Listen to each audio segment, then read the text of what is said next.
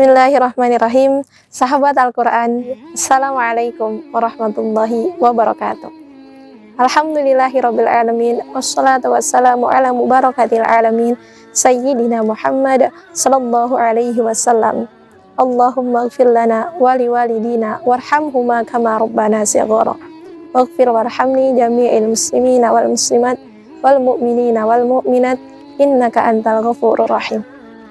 Sahabat Al-Quran yang dirahmati Allah Subhanahu wa Ta'ala, alhamdulillah, pada hari ini kita masih diberikan kesempatan oleh Allah Subhanahu wa Ta'ala untuk dapat menjumpai tamu yang sangat agung, tamu yang sangat istimewa, tamu yang sangat mulia, yakni bulan Ramadan. Kemuliaan Ramadan bisa kita raih dengan terus meningkatkan keimanan dan ketakwaan kita kepada Allah Subhanahu wa Ta'ala. Salah satu cara meraihnya adalah dengan senantiasa untuk terus berjuang membersamai Al-Quran. Al-Quran adalah kitab yang mulia, firman Allah yang sangat istimewa. Dan Allah tidak akan mungkin sembarangan atau salah dalam memilih tempat, waktu, dan kepada siapa Allah menitipkan ayat-ayatnya. Semuanya sangat istimewa. Allah menitipkan Al-Quran kepada malaikat Jibril, malaikat yang terpilih. Kemudian diturunkan kepada Nabi Muhammad SAW yang menjadi manusia paling mulia. Diturunkan di kota Mekah dan pada bulan yang begitu istimewa, yakni bulan Ramadan. Semuanya yang menunjukkan waktu, tempat, dan makhluk sangat istimewa yang dengannya terkait Al-Quran. Sahabat Al-Quran, bulan Ramadan juga bisa kita kenal dengan bulan Al-Quran. Bulan yang ramai dengan aktivitas dengan Al-Quran, seperti tadarus, seperti khataman Al-Quran, dan tilawah Al-Quran yang menjadi amalan favorit di 10 hari jelang akhir bulan Ramadan. Pertanyaannya adalah, bagaimana Al-Quran menjadi obat bagi diri kita, menjadi syifa bagi jiwa dan hati kita? Allah Subhanahu wa Ta'ala berfirman dalam surah Yunus ayat 57, A'udzu billahi minasyaitonir rajim. Bismillahirrahmanirrahim. Ya ayyuhan nasu qad ja'atkum maw'idatun mir rabbikum wa syifaa'un lima fis sudur wa hudaw wa rahmatul lil mu'minin.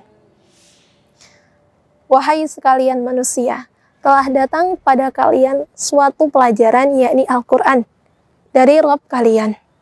Wasyifa'ul lima fis sudur, dan obat bagi apa yang ada di dalam dada kalian. Wahudaw wa rahmatul lil mu'minin, dan petunjuk serta rahmat bagi orang-orang yang beriman. Sahabat Al-Quran yang dirahmati Allah Subhanahu wa Ta'ala, ayat ini menjelaskan kepada kita bahwasanya Al-Quran adalah obat. Al-Quran adalah syifa bagi segala penyakit yang berada di dalam dada kita. Jiwa kita, hati kita, dan segala penyakit yang berasal dari dalam dada kita, ternyata obatnya adalah Al-Quran. Jadi, Al-Quran bukan hanya bacaan yang bernilai pahala ataupun ibadah, tetapi lebih dari itu. Al-Quran adalah healing terbaik bagi jiwa kita, bagi diri kita. Dan healing terbaiknya adalah dengan tilawah Al-Quran.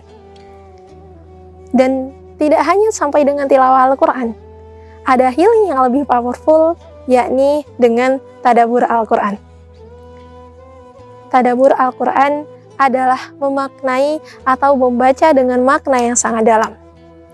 Dari sini kita paham bahwasanya rahasia bacaan agar menjadi obat bagi diri kita adalah dengan tadabbur Al-Quran. Dan bagaimana agar kita dapat meraih tadabbur Al-Quran?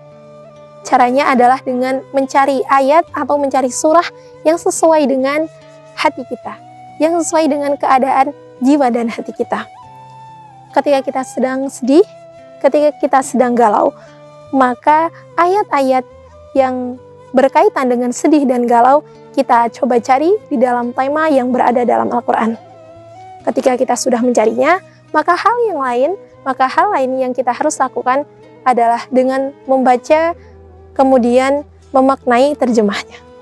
ketika kita sudah membaca dan mencoba untuk memaknainya dengan membaca juga terjemahnya, maka hal lain atau step yang lain yang bisa kita lakukan adalah dengan membacanya berulang-ulang. Tidak hanya satu kali, tetapi boleh hingga berkali-kali. Karena ketika kita mencoba untuk membacanya berkali-kali, kita akan mendapatkan hal yang berbeda. Kita akan merasakan lebih untuk bisa sampai ke dalam hati kita, agar bisa Al-Quran menyentuh dalam hati kita. Maka tetaplah untuk berjuang membersamai Al-Quran. Semoga kita digolongkan dalam hamba yang Allah pilih untuk terus membersamai Al-Quran yang terus. Semoga Allah memberikan karunia kepada kita kenikmatan dalam menjalankan ibadah kepada Allah Subhanahu wa Ta'ala. Semoga Allah memberikan karunia kepada hati kita ketenangan serta kenikmatan dalam setiap beribadah kepada Allah Subhanahu wa Ta'ala. Maka tetaplah untuk terus membersamai Al-Quran. Tetaplah berjuang untuk melayani Al-Quran dengan kemampuan kita yang terbatas. Maka Al-Quran yang akan melayani kita tanpa batas. Barakallahu fikum. Wassalamualaikum warahmatullahi wabarakatuh.